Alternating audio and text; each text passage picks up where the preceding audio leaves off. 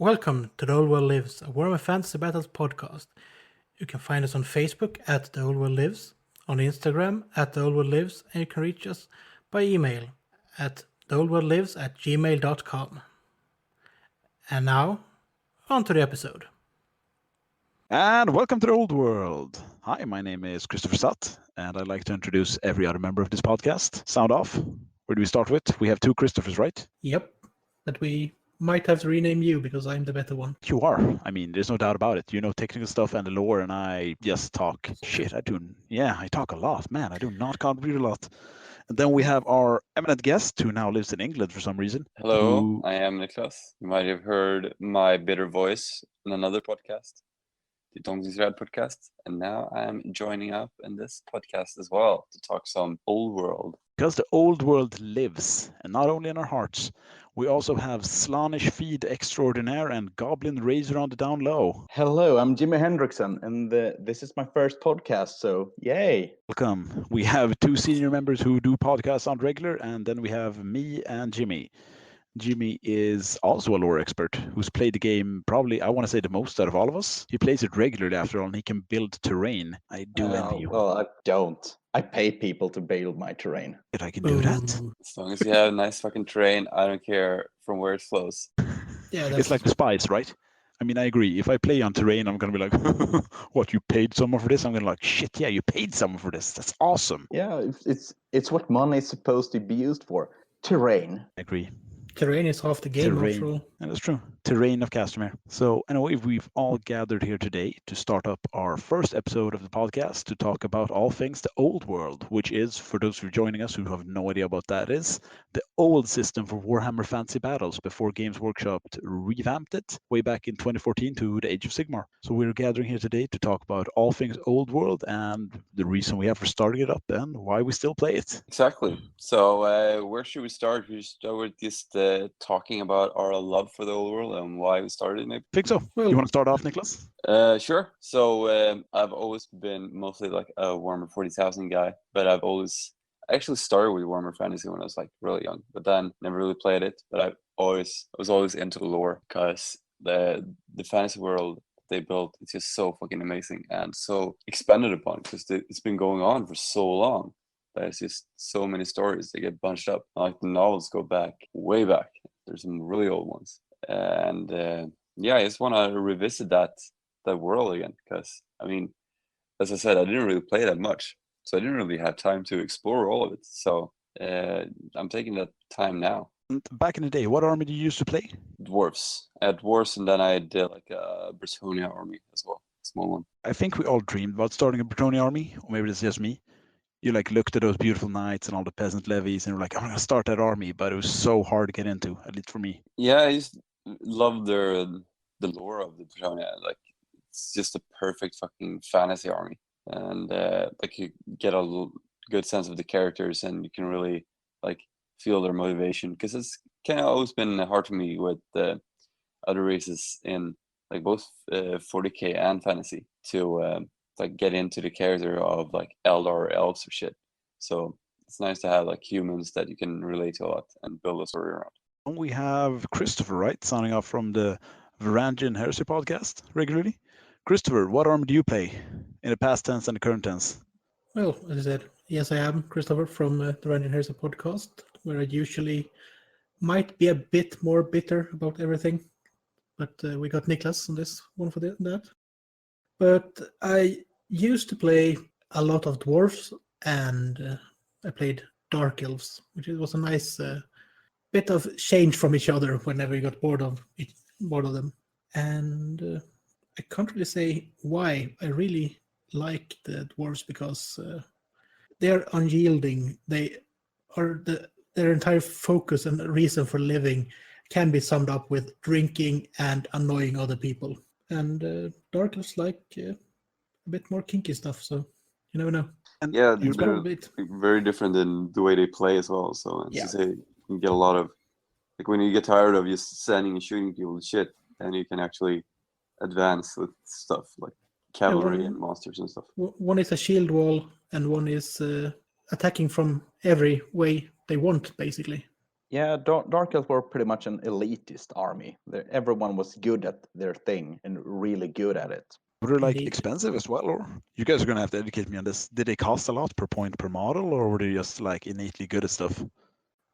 No, they were pretty balanced, but you had specialized units, and if that unit died, you lost that specialization. That's what that's what one of my loves for Warhammer Fantasy, because like Niklas said, and then Kristoffer tied into, all of the old armies had a very clear raison d'etre to how you played them, and they also had a very strong fluff background. So you rarely had someone pick up an army without having it as a passion project. You very rarely saw someone like playing elves without getting fully committed to the reasoning of the elves, unless they played to win. But maybe that was something that happened a lot in Warhammer Fantasy. I didn't experience it a lot. Tying into it, Jimmy, did you play a lot of people who played only to win? I played a lot of people who played to win, as I was in the tournament scene during the 7th edition quite a lot, and Dark Elves were quite popular. Yeah, I mean, it seems like fantasy had a lot of people actually who like were really into the rule side of the game more than the lore. But I mean, it's kind of a game that kind of fits well in that you get rule, because you can't really do that many tricks in the game as you can in like 40k, where you can move the models more freely. It was more like combining different special rules together to make you really strong units.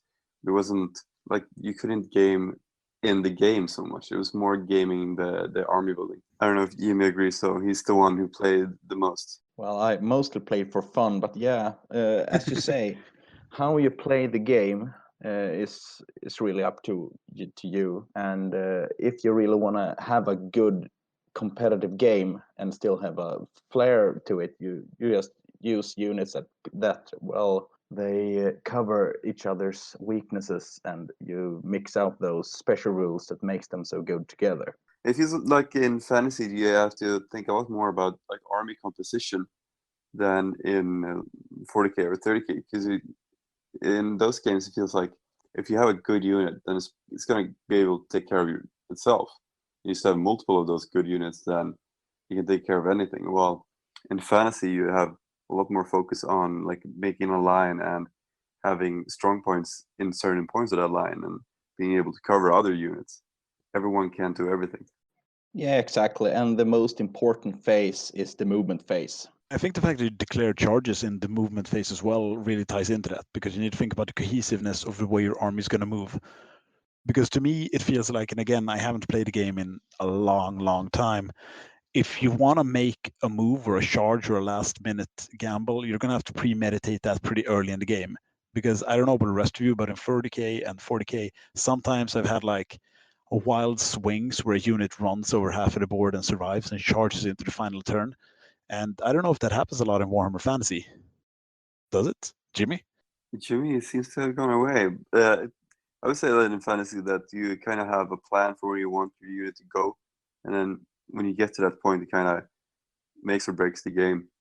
So sometimes it happens that your unit just does extremely well and goes to the other fucking side of the table and smashes even more dicks. But I think it was more like fixed to getting your unit from one point to another. Positioning is the key word to everything in fantasy. So, Jimmy, do you want to walk us through your extensive history of Warhammer Fantasy love? Well, I started with Warhammer 40k back in early 2001, and this was my gateway drug to Warhammer Fantasy Battles. every nerd at school played Warhammer Fantasy Battles, and I was a lonely 40k guy. I was pushed around so much by those guys. But eventually, I bought myself some Orcs and Goblins because, yay, I love to fight, so wah. And eventually, this led to my love for Horde armies in Warhammer Fantasy. So I have a big love for Orcs and Goblins, and I also have Skavens. That make you a Horde monger? It certainly does make me a Horde monger. And I've been playing on and off during all the years and all the editions. And since Age of Sigmar came, I still stuck with my square bases and played some games every other year. And I mean, that sort of ties into one of the reasons we started podcast, because I think it speaks true for all of us that the more we looked into playing Old Hammer and we talked to our old friends and people who still had their armies, there's a genuine interest among people to like bring out their armies, dust it off, paint it to the level of painting you're probably advanced to by now, and just roll dice with your friends.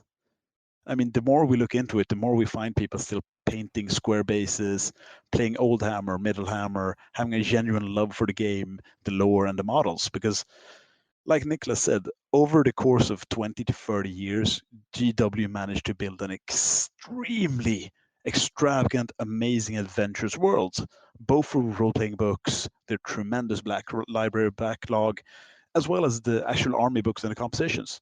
You have things where, obviously, like the Beastmen, who took inspiration from, I think, Oletana from a different game system, and then they developed and made it completely their own. Just the elf-dwarf divide, which is a very Tolkien-esque, like ancient thing, they managed to turn into one of their own thing. And I think we've all heard about the War of the Beard. And I mean, The War of Vengeance. the War of Vengeance. And I mean, the decision that GW did about blowing up the old world, I said we shouldn't go into ragging on Age of Sigmar, but to me, from business sense, I can see why they revamped the game, but it's so strange to me that they chose to get rid of the old world, because it was such a rich tapestry and backdrop on which you could make amazing stories. So before we get down a rabbit hole here, could we get a bit of your background then, Kristoffer? I'll talk about myself. I've never. Well, okay, basically, like Jimmy said, I started with fantasy, I think, in the early 2000s, just when I started high school, gymnasiet. I met a new group of friends who were really into Warhammer Fantasy. Everybody I started playing with had been playing fantasy since like middle school when they were 10 and 11. So I went into the closest GW with them, and we played a lot of Mordheim and stuff. So I had like 1 or 2 KS models, a couple of Marauders. So I went into GW and I picked up the first army book that I found really, truly compelling, and obviously had to do with badass vampires.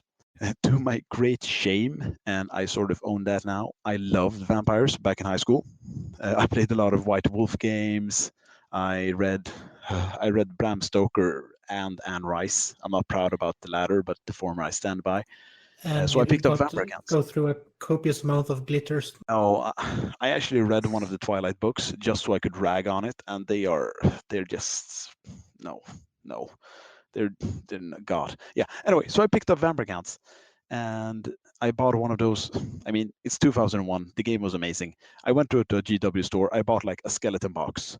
So I think I got around 40 skeletons out of that box. And when I bought my Warhammer book Codex, it even said, this is what you can do with your skeleton box to get way more skeletons out of it than we estimated. So it gave me a bunch of conversion tips. So I think I played those vampire accounts fairly extensively for 3 or 4 years until I had to do my mandatory military service. And when I came out of it, like most of my friends had moved on to Warhammer 40k, which would have been 5th edition back then. So I only got in the odd game every now and again. But I sold all of that around 2014 when something cataclysmic happened to the hobby. Like in Rage, I think I just took all of it and put it up on the Swedish eBay, which I really regret now because I have a genuine passion for the old like 6th edition vampire count models. For those of you who don't know, in 6th edition you could choose a bloodline you wanted your vampires to come from. You could have like the seductive female vampires, or you could have the wise and old magician vampires, or you could have Kristoffer Lee come into my castle and rest friend armies, which is von Karstein. So that's what I came from. I mostly played against the dwarfs, the Empire, and high elves. So if you hear me have a tremendous disdain for high elves, it probably comes from my extensive experience of getting my ass kicked with their always strikes first and negating all my magic. So mostly Warhammer Classic Fantasy, elves. classic elf stuff. Isn't Mostly it a- Mordheim and Isn't Warhammer this a Fantasy Battles. tradition you carried over to 30k? Yeah, I just yeah. The same guy who played High Elves also played Eldar. That's all you need to know about him. His defense was always like, I remember I've been friends with him for like 2.5 decades, and he's like, well, I've played Eldar for such a long time that, you know, I didn't jump on any bandwagon. I didn't jump on them because they were good. And I keep telling him, like, but you've been winning almost nonstop for 15 years. You can't tell me you didn't jump on the bandwagon. You've just been on the bandwagon of winning for so long, you don't even care anymore. That's where I'm from. Yeah, well, it was a good fucking background. Like, or others sound like, yeah, you just kind of started a game. Yeah, But it's putting us to shame here. There's no shame. I mean, like I said, I talk a lot, but obviously Niklas has a tremendous passion for the stuff he can paint very well. Jimmy and Kristoffer are tremendous painters and converters, and they have genuine passion and knowledge about the lore. To me, I'm probably going to be the least knowledgeable when it comes to at least the lore and playing games, because I haven't played consecutive games since 2002, which is also, I believe, when Niklas was born. So, I mean, my knowledge about the hobby is very, very limited. it's not true, guys. It feels like a lot of people in place now have like people still haven't gotten over the fact that the Age of Sigmar happened. Now, like the second edition of Age of Sigmar is coming, and people are like, yeah, I guess they're not bringing it back now. They're fully committed to fucking flying squids and turtles and stuff. But Yeah. it's like people have also realized that even though the game is not supported anymore, at least I realized that even though the game isn't supported anymore, the models are still there and all the rules are still there, and you can start playing it if you want. Because that's what I did with Battlefield Gothic as well. Because that game has been dead for a long time, and then people were like, "Yeah, let's try this game," and nothing is stopping you from getting some models because there's still a bunch of models around, and then you're painting them up and having fun with your friends because the rules are still there. I think that's something we're realizing the more we look into it, that all you really need is an old rule book and 2 army books and your old armies, and you can go play again. Like Niklas said, it's like Battlefield Gothic. I think also for the point of clarification, we should probably mention right now, what we're going to talk about mostly in this podcast is Warhammer Fantasy Battles up to 8th edition. And none of us played the new fan-released 9th edition Age. Not because it's worse or inherently something we're not interested in, it's just we haven't looked at it. Or maybe I haven't. I mean, Jimmy seems like he seems like a very cosmopolitan guy. He's probably played it. I have never played it, and I never will. Holy shit. I Okay. had a look at it before Lincoln, which was a convention here in Sweden about a month and a half ago. And when I saw that the community really didn't require you to actually have models properly, I just walked out the door and never turned back, so to speak. I mean, Yeah, maybe that's I also. looked at it as well, but you just felt so like devoid of character compared to like all the old army books. Like, well, just when I was scrolling through the army book, you just felt like these guys are interested in like having a really balanced tournament game, but not so much about the character of the old world, which is the main point of why I would make an army. Yeah, there's nothing wrong with wanting to have a balanced tournament game and play that, but it's not just what we are about. I agree. Perfect. That's a perfect statement. And again, we're not going to rag too much on other game system, but obviously we have a love for the old world. So that's probably going to shine through. If you came to this podcast and you're thinking, well, they're probably going to talk about Age of Sigmar because I'm interested in that and I have genuine passion, we may talk of it, but not necessarily in a positive manner. We're going to use a lot of nouns and adjectives. At least for me, I really love the old sculpts. If you leave a comment on our podcast page that says, I love Warhammer Fantasy, but they stole so much from Warcraft, I will find you and I will hurt you, because that's not how anything works. Yeah, I think Age of Sigmar stole more from Warcraft though. So yeah, you were talking about like old sculpts. Like that's also like a really cool thing to get into, to try and find like really old models and do something with. Which is something I've noticed, especially with Chaos Dwarfs. And also, I've always been a fan of metal miniatures. Like I've always liked painting those more than painting plastic, because you just have different detail you can do with them. And there's something to the So, heft of the model too, right? Like when you hold it Yeah. and play it and paint with it, there's something very different. yeah, like when you hold your fucking general and he's heavier than the other dudes, it feels like it's more important. Another thing I want to point out is that I've met all 3 of you, some of you more than others. And I mean, you guys are really skilled painters and converters. And I think at least I've gotten better since 2001. And that's also something we're carrying with us. I don't know about you. To me, there's a general allure of taking the old models I have or used to have and painting them with techniques I've accrued and learned over the years. And to me, that's fun because I see people, and I guess this shines through from the Heresy community, you see people play and paint with awesomely painted shit on beautiful terrain. And that incites you to as well want to repaint and do it better. Like I own an airbrush now. I never used to do it back in the day. Back in the day, if I painted 40 skeletons, I hand painted them black, then I dry brushed them with Screaming Skull, and then I maybe did the metals. we did. I don't even know if there was shades back in 2001. Probably. I never owned one. Well, you had the inks, if nothing else. So the inks were quite glossy, yeah. They had inks. Black ink and chestnut ink were quite fabulous to work with. Yeah, Really? then you had the green ink, which was lovely if you wanted to mess something up with green. So that's what we're going to talk about on this podcast. Majorly Oldhammer and the beauty of sculpts, and also maybe how you can find them. Also, we have good news for you. If you ever want to play Warhammer Fantasy Battles and you live in Sweden and you're super interested in high elves, I have good news for you, because you cannot leave the house without tripping on someone selling high elves. I don't know. Oh God! Yeah, what's that about? I'm sorry to sound like Jerry Seinfeld, but why is everyone selling high elves everywhere? And no one's buying them. There's No one all, ever buys them. it's almost like if you are interested in Warhammer Fantasy Battles, landing at one of the airports in Sweden, you will get complimentary high elves. Welcome to Sweden. Here are some Phoenix Guards and a Griffon. Welcome. Please play our game. I don't know why.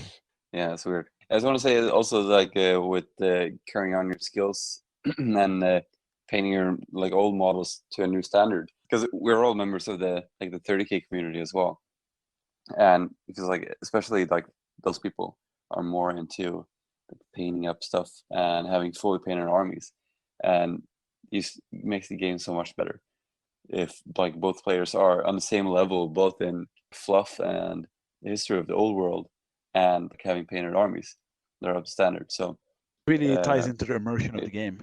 yeah, and I was looking at like fantasy players before, and they're not really that strict from what I've seen. Like people are okay with playing with unpainted stuff. Because like us, like the new wave coming now with the fantasy players, I think we're gonna have like, a bit higher painting standards. Like everything should be painted. Hopefully everyone will see this as a historical game, as Horus Heresy is a historical game. Yeah, exactly. And it, I mean, it is an historical game, I guess. It is an Just historical like the game. Horus Heresy, it has a beginning and an end, and you're playing within a story and not a setting. Exactly.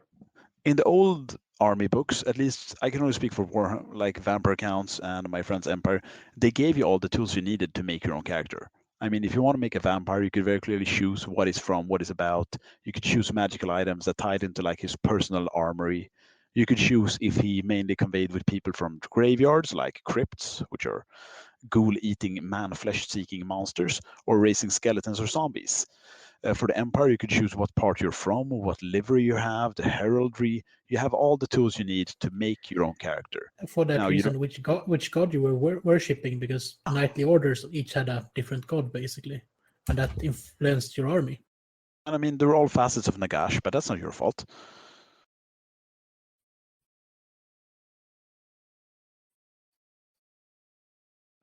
I'm not cutting out this in the edit. This silence will stay in. Oh yeah. Are we getting a hashtag? Shamed silence. But anyway, like, I know that everybody here is using Instagram. So we're painting our models and we're using it up on the name of the podcast for the hashtag. So you're going to find a lot of Oldhammer. Also, if you want to find out more about the Oldhammer painting, you can check out hashtag Oldhammer or a hashtag The Old World Lives. Just putting up like my own measly painted skeletons, I found that there are a lot of people painting all over the world, and there is communities still alive. I mean, just in Sweden, I think we found like 3 or 4 communities playing Oldhammer, and I know Niklas found some in England already. Yeah, It's spreading. yeah, there are a lot of people out there, but it seems like they're their own small groups, and you can't really find them. It's nice. That's also like a thing about the podcast. It's made to create a community where people can gather around. Like if we our Facebook page that people can use right there, like, hey, I want to play. Does anyone else want to play? And if they also listen to the podcast, then can hit each other up and start playing. Definitely. We're gonna need to find a Oldhammer equivalent to dudes seeking for dudes. I think my skeleton-based one, always be boning, when it comes to painting skeleton, isn't really gonna work there. So we'll find something out. But like Niklas said, Don't go on the internet and Google that. no, you really shouldn't. We should really make a Warhammer version of Tinder. Yeah. That's kind of what Instagram is, though, isn't it? Yeah. We're all thinking if people use we're all thinking about a witty joke here, right? About hammers. Maybe it's me. But we're going to have the Facebook site and we're going to have a bunch of other venues. So if you want to play Oldhammer games we will try to help sort you out. I know if you want to play Old Hammer in Stockholm, I will probably be able to help you out fairly soonly. We have a club that I keep shouting out every time. We have SLG in Gamla Stan where we play. And I know that in Gävle, Jimmy, you guys play a lot, right? Well, we play a lot of Mordheim, not so much Warhammer Fantasy yet. That's the operative word, though. Yet. Yeah, and if you're listening to this and you're based in London, then definitely hit me up because I just moved here and I'm keen to play. I was waiting for you, Chris. You're going to be too like, yeah, and if you want to play in... Well, if I want to play, I probably have to go to Stockholm because I know fuck all over here. We'll take care of you. No worries. You're safe. So, should we perhaps start to round this off and maybe mention what we're gonna do going forwards in the next few episodes, perhaps? We're still obviously developing this, but something we've spoken about going within the podcast group and hopefully to engage the community as a whole is we're going to start up a Border Prince campaign. Chris, Jimmy, do you guys want to go through what just the basic idea of what a Border Prince campaign is? Well, the Border Princess is a region within the Warhammer world. It lies south to what is the old world, where the Empire, Britannia, and other places are. The Border Princess is a place where kingdoms rises and falls on a regular basis, and it has a really good geographical position for every race in the game to be there. And yeah, that also comes in really nicely because right south of the Border Princess is the Badlands, which is full of orcs and goblins and everything that you don't want to have come visiting. And there's also several dwarven holds. They're easy access for basically every race that we could find that we want to play, to have a reason to be there in that campaign as well. With that in mind, what we're going to do is we're going to start up a slow grow campaign.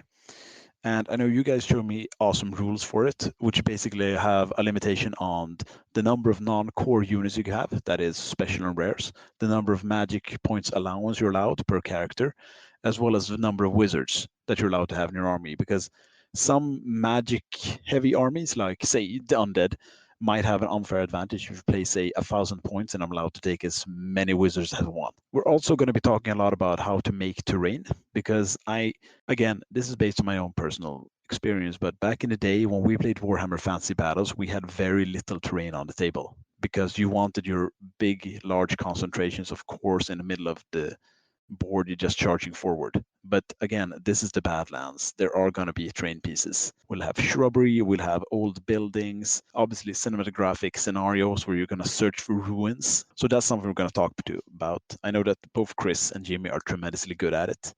We're also going to have specific army-based introductions and scenarios. We might have guests. That depends entirely on people liking the other participants on the podcast and wanting to participate despite me being here. So we might have that. So basically, this is an introduction episode. Anyone else? Yeah, well said. I think it's always going to be a bit awkward, like the first episode when you're just, what are we actually going to talk about? And then the other episodes we'll actually have prepared themes for. I know that we're going to have some episodes where we introduce like our factions that we're going to be playing and why we like them and like the story behind them. Yeah, and that will also include background for the army and stuff, because we want to make this a little bit richer experience than just having, I'm going to play this and this is what I have. The why, the background, and all of that is really needed because that's why we're interested in this setting at all, after all. Indeed. And also, eventually, like I mentioned before, this will be merged into a Mordheim podcast. You can't stop it. You just can't. I'll temptress away. There probably will be some War Master and maybe Man of War as well then. Yeah, I'm fucking everything old world. We'll share our like role playing experiences as well. Just the fucking old world role playing games are so good. I mean, we have a tremendous love for the old world, all systems included. So we're going to be talking about everything that centers around it: the stories, the characters, the colorfulness. We're going to have army intros and why you should play them. And if you have any questions about the old world or just like why the hell are you guys doing this, send them on in. I mean, like everything else, it's a community-driven interaction. So if you want to know stuff, or you want inspiration, just send it over. Just one thing. Speaking of sending anything in, go through some contact details right at the end here. Yeah, definitely write in like whatever you want to talk about, whatever old world. Like if you're also interested in it, just say hello. If you're looking for some people, then just write it. Just the more stuff we get in, the more excited we will be to do more episodes. Like, share your experiences from the old world. What drove you in? What made you quit? If you're still playing out there and you have experiences to share, just send it over. We love to talk to you and talk about the old world, because old world fever spreads easily. I mean, basically all of us decided to get an interest in the old world simultaneously, and that's how we got together. So a quick rundown then. The Facebook page is at The Old World Lives, Instagram at The Old World Lives, and the email address is theoldworldlives@gmail.com. And thanks, Chris, for setting all that up. I am a technological Luddite. I'm sitting here with my spinning Jenny and my torchlight, so I have no idea how anything works. All right. Do we have anything more to talk about? Well, No, actually, Think what's so, everybody do we? working on? Maybe that's something we I'm should talk working about. on a command for my. All right. Did I even say that I'm gonna play Chaos Swords? And I'm doing a Hobgoblin command, my Hobgoblin archers, and I'm also painting up my last rocket launcher team and waiting for my Hell Cannon.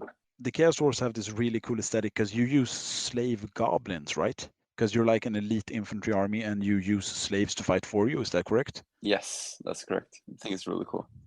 Yeah, and also green and free, green and free. yeah, that reminds me of like the old Gorka Morka team, that Gretchen Revolutionary, whatever his name was. Oh, I gotta love them. Yeah. But I mean, the Hobgoblins are more like helots. Like they have like they live in symbiosis with the Chaos Horse because they're treated better than the other Greenskin slaves. That's because they are traitors to the other greenskins. That's why. Yeah. Hey, I think it's a really cool army. no the way- green the way on it is green put together. violence in this chat, okay? But just as a Didn't- question, Niklas, you said you have rocket launchers in a fantasy setting? Yeah, Is they such a fire thing even possible? freaking fireworks, demonically possessed fireworks out of a freaking tube. So cool. It's a hell of a sales pitch. Oh, sorry. I can mention what I'm working on. I'm working on goblins, and goblins. I'm actually working on night goblins for my 6th edition fantasy army, and I'm working on goblins for my Mordheim project right now. Ooh, that sounds interesting. Yeah, I'm gonna write my own warband. Actually, I have some guys playtest it, since there are no common goblin warband, only forest goblins and night goblin warbands, and I want the common goblins. The plain living goblins. So, Ah. Kristoffer, I what's on am your work- table? Right now, I have in front of me 28 skeletons, as well as a blood dragon vampire. The blood dragons are a knightly order of elite vampires who basically go around the world and they improve mankind by fighting the best of them. They believe that the curse of a vampire is merely a temptation that a warrior must overcome to become better. So you have this cool little guy here in pewter on my desk who I've sprayed black, and he's screaming like a cursed demon with a magical sword. And man, I look forward to doing him. I think I'm going to experiment a bit with the GW technical metallic paints. So I'm going to try and give him like an ornate ruby similar armor. So I'm just going to paint him gold, and then I'm going to give him like a red overcast. If it looks good, I'm going to put it on the Facebook side, definitely. And if it looks like crap, I'm going to put him up anyway to shame myself to do better work. Then you're just going to put them in paint stripper, you mean? Oh yeah. I mean, that's the best thing about these old metal models. If you fuck up, just put them in paint stripper. Do it again. How about you, Chris? I'm really slogging through a unit of dwarf thunderers. They started to look really nice, but I realized that I might have had to paint on more details that were actually on the models themselves from the beginning. So yeah, they will be up on whatever medium I chose to communicate them with soon enough. So. Good. Also, I am now introducing a formal currency for this podcast. I'm going to start referring to things in the cost of one high elf battalion, which the price is now 250 Swedish kroners. So about like 20 pounds. Yeah, 20 pounds. So if that ever comes into play, just, HEB, that's our new currency for the podcast. I'm going to do my pay negotiation in that. So that's what's going on right now. And that's going to be like the point of this podcast. Anyone else want to add anything? I'm all good. I'm fine. I was thinking we should round this off and get to work on a more structured episode to follow this one. So That sounds like a brilliant idea. Oh yeah, that's that. Thanks for listening and thanks for coming. There will be more, and there will be a lot of badass greater stuff. If you have anything you want to tell us about points of improvement or personal questions or additions you want to make, just send us a message. And also always remember, the old world lives. Time have ended, and the realm of elf, dwarf, and man shattered. but in our hearts the old world lives.